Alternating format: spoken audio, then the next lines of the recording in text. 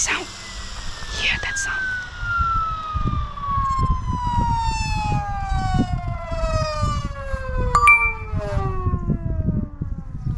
Oh man, that is music to my ears.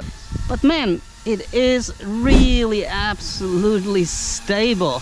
Look at that. Second very important question. A lot of people were thinking. So there you go. UH1Y inverted in my yard. Now first question, which radio I'm going to use to bind and fly this RC helicopter with for your scale flights? Look at that. I'm not touching cyclic. It is really stable and hands-free. Sounds really good when it spools up, and especially when it's spooling down. And has lots of power. Look at that.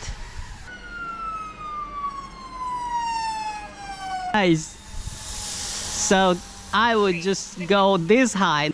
Tail rotor is installed. My first objection on this model is but something like, you know, fly it like you steal it.